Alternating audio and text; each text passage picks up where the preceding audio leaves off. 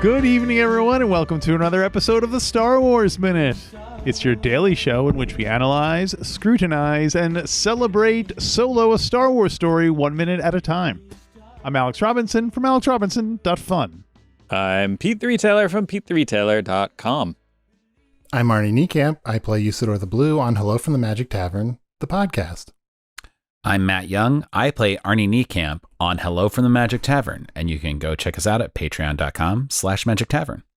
Welcome back, guys. Thank you. No, this is great. Day 3. What do we got now? Every day I wake up and I'm like, am I going to go back and do it again? You know, and then time comes to record. I'm like, yes. It's addictive. I'm ready. It's oddly addictive. Yeah, it really is. You were here to talk about minute 43 on day 3. Minute 43 starts off with the proud bow of the first light against the cloudy sky on Vandor. Vandor sounds like a name that should be on Magic Tavern if it has not been already. It does. You're It right. it probably has been. So are you trying to get yourself a role there?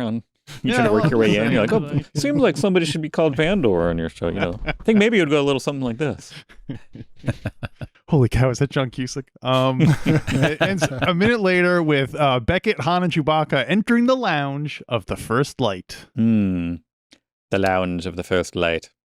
So here's the note that I was originally going to say yesterday. I bounced it today. I'm going to go back to the, I think this is from the Kasdan. John Kasdan, the co-screenwriter of this, tweeted a bunch of facts because he's like, we didn't get to do a commentary track, so here's a bunch of stuff from behind the scenes.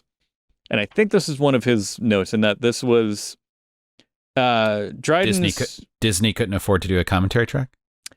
You know, I think it's more like landmines of like, what are we going to talk about? What can we not? Who are we going to get? What do they do? Fair enough. They don't want to bruise egos or step on toes. Fair enough. But originally, the original plan for Dryden Voss's headquarters was an island fortress with a series of canals going around the island, and in the big action sequence in Act 3, there was going to be a whole thing with Lando driving like a fan boat or something through the series of canals. I'm like, well, that sounds cool. Yeah. But then they were like, Miami Vice. we can't afford that. Like they basically like trimmed it down. Like that's I don't know if we could even film that, or I mean, it's Disney, so they could afford it, but you know, they basically were just like, that's too complicated for what we need to do here. Let's just have a giant space yacht instead. There's kind of a car/fan boat chase at the beginning of the movie already. Oh, yeah. Oh, so there was that. Maybe they displaced it. I don't know. Yeah, I don't know if that moved there or if they were like, we've already got one of these. We're good. Right, yeah. Yeah. Weirdly, it was the exact same sequence, but they just like, it was Lando in a different place. And they're like, wait a minute. Huh. Something I kind of mentioned this, I don't know if it's yesterday or the day before. I like the sort of Art Deco-y style of Dryden Voss's place. I wish they had leaned into that even a little further. I wish the outside of it, because it looks like almost like an office building. It's this long, tall, weird shape for a ship. Although it doesn't matter what shape your ship is in space, I guess. That's the slogan. But when it lands, it looks kind of like a building, and I was like, oh, it'd be cool if it like, I don't know, like leaned into that a little more. And I was like, oh, like it seems like it's a building till it takes off and flies into the sky, which might have been neat. Like a flying Chrysler building, just kind of like, yeah, exactly. Yeah, that's what I was kind of like hoping it would be. But then they step in, and it's kind of I guess it's a Star Wars cliche now of like, it's the cantina, it's Maz's castle, it's Every Star Wars movie ideally has at least one scene where someone is in a room with a lot of kooky aliens and a song that you only get quick glimpses of and don't really see very much of. Right. I will say, for my money, not enough kooky aliens. Like I'm enjoying the kooky aliens I'm getting, but I could have used a few more kooky aliens in this. This is exactly my point. I wanted the outside to be more decadent, more Art Deco. I wanted the inside to be like more weird and original and like just, yeah, kooky aliens. That's it. Exactly. I get what you're saying. I really love the design of the ship. I think it's such a weird. I mean, it reminds me kind of this, of Boba Fett's starship, and also the Millennium Falcon, in that they're kind of like we kind of take the Millennium Falcon for granted at this point, but that it's kind of an odd design for a ship, or that the fact that Boba Fett's starship, is like takes off and kind of tilts and move like this does not seem like, it seems like the wrong way for a ship to be moving. It seems like it should be like a boat, like horizontally and stuff. So the fact that it's vertical, I just think it's so, impractical that that's what I like about it. Like, it doesn't seem like anything would really ever be designed this way. I like the idea of it being kind of like a tall building. It's almost like a callback to the old school rockets, when rockets would land, those sci-fi rockets would land on their tail and the ladder would come out and people, would that would be cool, like Art Deco. Like, he's just really like into that kind of aesthetic, and so his whole office is like a giant, like old school looking. It looks like a what is it, the Hugo Awards, or whichever one is like just an actual like silver kind of rocket, just like flying around in that. But then you go inside and it's like a complicated, like multi-level like luxury yacht. Yeah, and it's got touches of that for sure. Like, it's got hints of it, but it feels a little sparse. Like, it just feels sparse. And it feels like it should be like weirder. Not, maybe that's the wrong word, or just like more decadent, I guess. Like, I kind of wanted that. It looks I like the design too. But I wanted more. I don't know. That's weird. Inside, it looks kind of like a corporate retreat, kind of. It has a kind of pristine blandness to it that seems a bit, clean, I guess, and kind of. Which I guess if you're a legitimate businessman, that is the look you have to go for. But I don't know. I think it would have been more.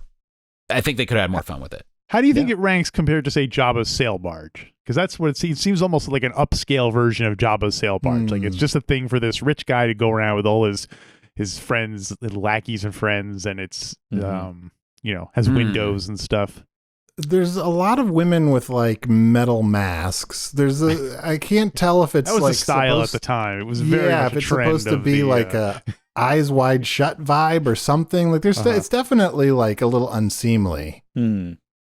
Yeah. Well, it does, and I think I started with this. I not even tomorrow. For my first note for Friday, skipping ahead, was going to be this whole scene is a little too Buck Rogers-y for me. It's like, it feels like, like almost like an idea of what the future should look like. And then I know it's not the future, but this is what sci-fi, like, let's make this more sci-fi, and not just making it kind of like weird and interesting. It's making it like, oh, and this will be weird, but it's not weird in a weird way. It's weird in a like by numbers almost, in a throwback Chromie way. Yeah. So I think that's what I'm responding to too, is like push that into its own new unique direction. Yeah. And if it's borrowing a lot from Art Deco to like make it resonate with us as an audience, maybe that's kind of where I'm vibing on that too. Yeah. Well, the first before we even get inside, the first person we encounter, the first creature we encounter in the doorway to the not the lighthouse is it's the if we're going to 1-to-1 this to Jabba's retinue, this is the equivalent of the weird droid that lives in the door. There's Tot Ra and the Hyloban enforcers. He's a Hyloban enforcer. Tot Ra, I saw Tot Ra and the Hyloban enforcers. They opened up for yeah. What do you think of a fake name? Tot Ra, of course, is a double-ended reference to Raiders of the Lost Ark. Speaking of Karen Allen, Tot being the guy who grabs the headpiece of the staff of Ra and gets it in his hand. Yeah. So is it just me? Maybe again, like I'm hyper focusing because it's this minute. Tot Ra's voice is kind of bad, right? There's something like almost maybe not bad, but like it's comically seems sort of fake to me a little bit, where it's almost like they forgot to have someone do it, and then they're like, Woody, you got to do a voice under your breath while you're walking up. You're like, Woody, we'll need to check your bags. Like, oh, it's part of the con. Woody's trying to get him to get rid of his guns. So that's why he's like, oh, you got rid of your. Oh yeah, did you hear what he said? You gotta get rid of your gun. I like it. Yeah, it sounds like somebody putting on a voice for sure. I had that in my notes too. That the voice over here is really weird and bad for no reason. Like, just have somebody speak in a normal voice. Just say that line. And there's also people are, by this point, regular listeners are sick of me saying this, but I need to point it out to everybody. Why not? My show. The mix, the sound mix of a lot of the voices that are dubbed in, particularly like stormtroopers and aliens and stuff like that, it sounds like they're coming from nowhere. Like it's not kind of, it doesn't sound at all diegetic. It just sounds like it's this odd voiceover voice coming from in the middle of nowhere. And that's part of it. Like, you can have a goofy voice if it sounds like it's coming out of that creature. The illusion can still be there, but like when it's not, when there's something, if they're not right on in the middle of the frame staring at you while they're doing it, it sounds off. That is such a good observation, which is probably why you're saying it so many times. But I felt like he just likes getting complimented. He says this every week, and the guest goes, "That's a really good observation." And then I love the singers and everything like that thing, but there's also like there's something about it that sounds a little bit off, like not in a way that's a choice necessarily. It kind of reminds me of the like Harry Potter dub thing that was going around like 10 years ago, where someone just did voices for every no, not Harry Potter. I'm sorry, Lord of the Rings, where someone did a voice for every character, like an intentionally bad voice for every character in Lord of the Rings. Yeah. It seems like it's a problem in the mixing, and people are going to be, I'm sure there are technical people who are going to be like, well, actually, that's the, but. But it stands out. Like, it's not, like there's something that's off, and I think it's exactly what you're saying. Even if technically it's correct, it doesn't play in the moment. It takes you out of it and feels like, oh, that's jarring and weird that there's this odd voice, somebody doing show me your weapons, and then it's like, but it's also like, yeah, it's like not muted enough or from the right direction or whatever that is. Yeah. And I also did not like the singing voices. They also felt the same way. They felt like disjointed and not connected. And to be and the floating head in a jar thing, I was like, fine. Like, just have a normal singer. At least it's not the honeycomb guy or whatever the thing was in Jabba's palace that they added. I will say I enjoyed the head. I enjoyed because in that scene, like, the woman is singing and it's very strange, and then you see the head, and in my mind I was like, wouldn't it be hilarious if the head also started singing, and then the head does start singing? Your dream came true. It does sound like, I almost wondered like if they were playing the audio track backwards or something. There's something very uncanny about the sounds that they're making. Yeah. Well, again, let's blame the mix partially. And then I have a lot of notes about the songs going on here. Because I feel like I'm in the minority in that I really don't like this song. I think a lot of people are like, oh yeah, like, look, the Star Wars songs, like the diegetic Star Wars songs, like the Cantina song, obviously, and the Jabba flow from The Force Awakens, and there's one or two other ones that people bring up, and they're like, oh yeah, I feel like people love this one somehow, and I'm like, this sounds like garbled nonsense to me for the most part, and I like I get it that they're going for but again, it feels a little Buck Rogers-y, where they're like, isn't this weird? But like, it's not really, it's just off. So this is really like, I guess maybe this is a very obvious thing. So if this is before Star Wars, is this like big band? And then is it Max Rebo, or what is the Don't Star Wars Pete band like the birth of rock and roll all night long? Funny you say big band, because there's the theory. The singer doing the voice of the head in the jar, and whether or not it's the on-screen one is up for debate, because if you listen to Solo, a Star Wars soundtrack, the version of this song is called Chicken in the Pot, And I think the severed head is Lulio Primoc. Lulio Primoc is the titular chicken in the pot. I think the song is kind of a metaphor for he feels like a chicken in the pot. Lulio Primoc is named as such because the temp track, like at least the song was sung, and in Wikipedia it just says Louis Prima. I'm like, I know that Louis Prima has been dead for a long time. So I'm assuming Never stopped Star Wars. Yeah, it's true. Yeah, it's they got like oddly they brought him out of the Rogues Gallery. I go, if he already did work for Disney. He was King Louis, so they probably had him on file. But I'm pretty sure it's Louis Prima Jr. who does do, like, he spent some time in like a hair metal band in the 80s and then transitioned into doing more kind of, big band traditional, cashing in on the family name. Fulfilled his destiny. But there's not confirmation of that anywhere that I can find. It's just like, oh yeah, it was Louis Prima. I was like, it isn't, I don't think. Definitely is not. Yeah. But it doesn't have the Louis gusto Prima. of a Louis Prima. Like, yeah. Well, then the one on, I'm forgetting which is which, but there's the one on the soundtrack and the one in the movie. One, the severed head, the Lulio Primac's voice is kind of high and like a little reedy. And the other one, they either did some magic to it or had somebody else do it, and it's like a more of a low guttural, just kind of like I thought that was the head in the jar. Well, so this is the one in the movie. Maybe is the one with the low voice on the movie versus the one on the soundtrack. On the one on the soundtrack, it's more of a high voice. So it's like two kind of high voice. She's got a high. No, they're both. Her voice is the same in both. Okay. But the head in the jar's voice is not higher, as much of a drastic difference. It's lower here in the movie, and on the soundtrack, it's higher, a lot closer to her voice.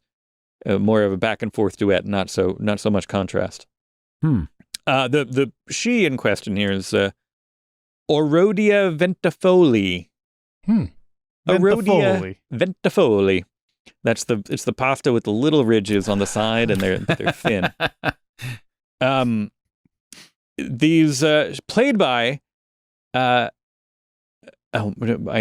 can't read my own handwriting. I want to get this completely right. I have Sema Tall Smart. Does that read? Tawi, Tawi? Oh, that's an I. Sematawi Smart. Sematawi Smart.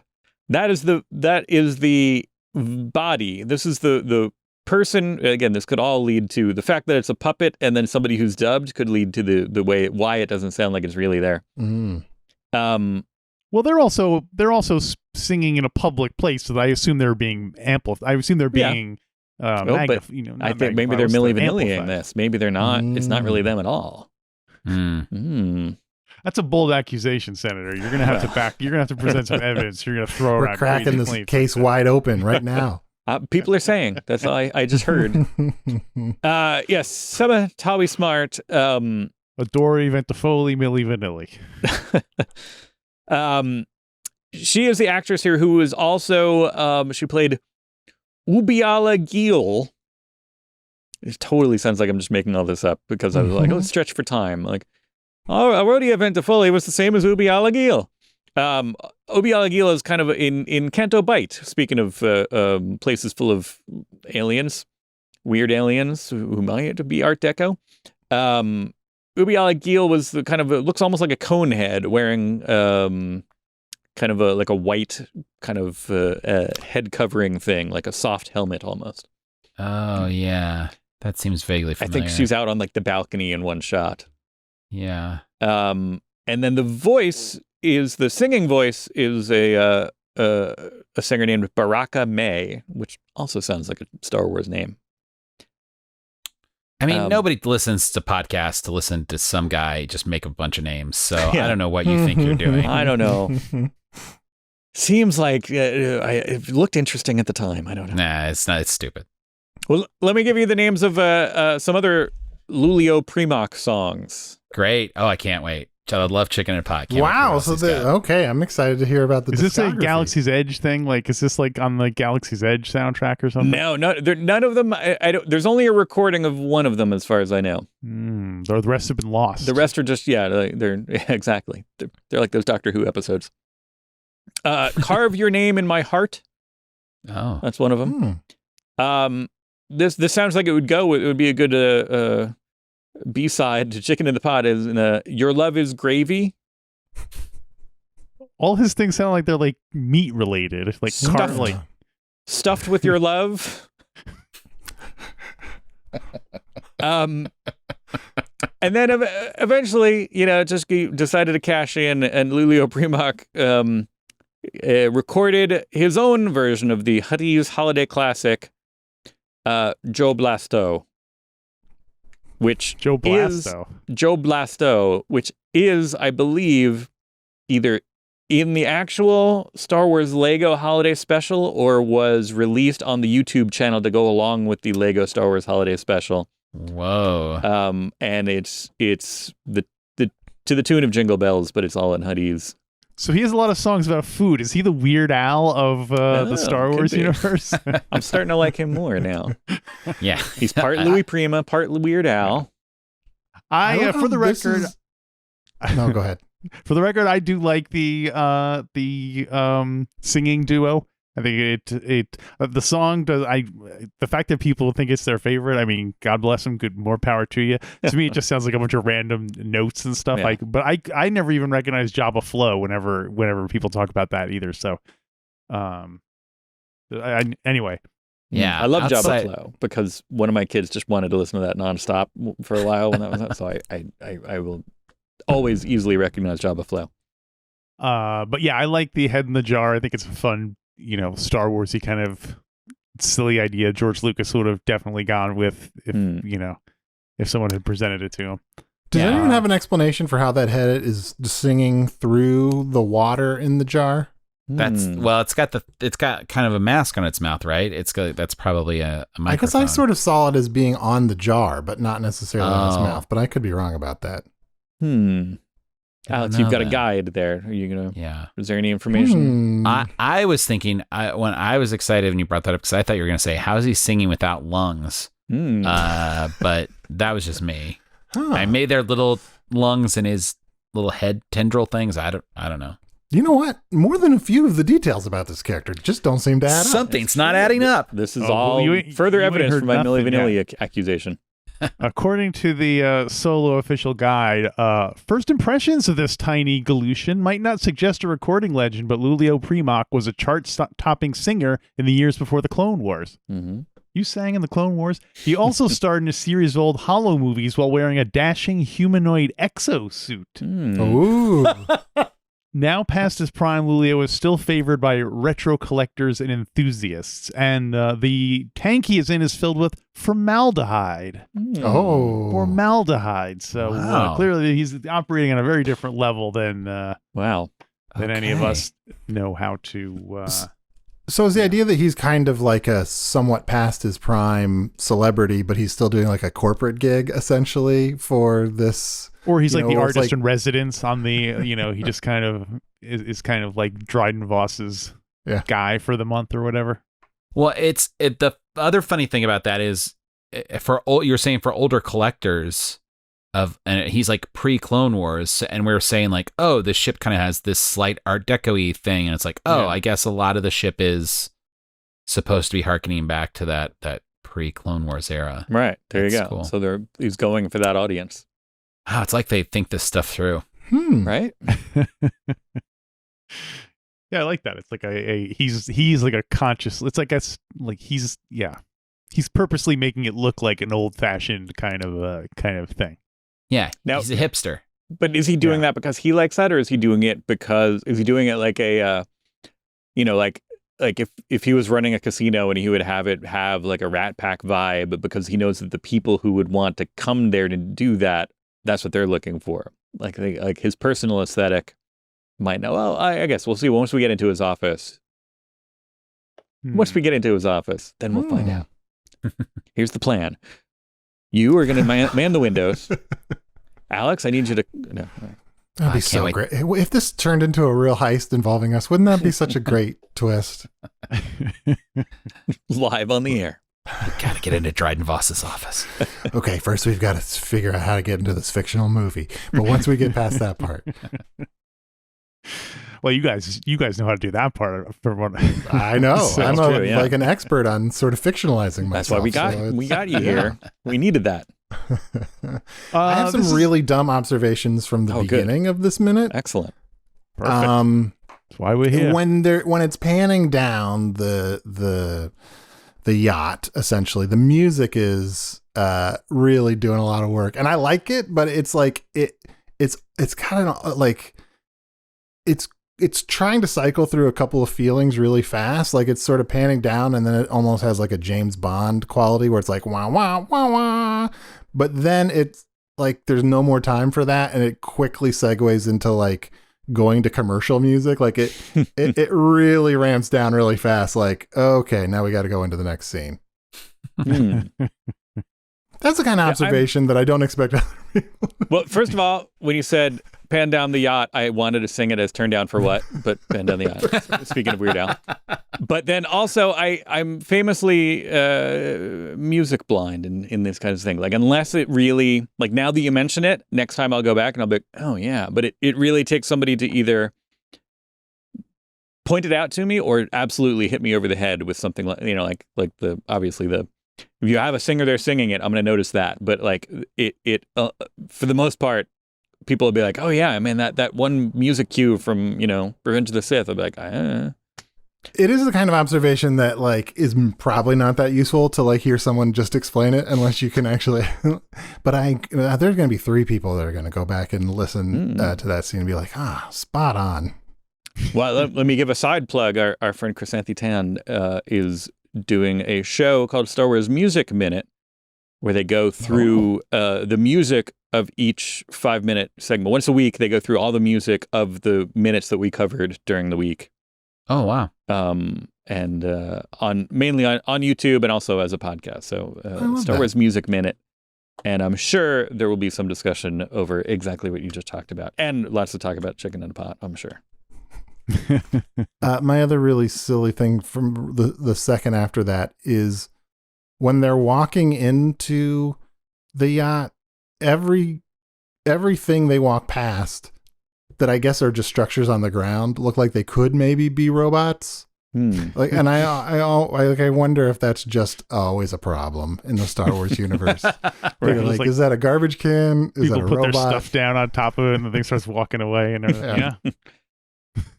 You got to lie down. I thought it was a honey bucket, and this thing starts walking away with me in it. Could maybe be robots. I like that.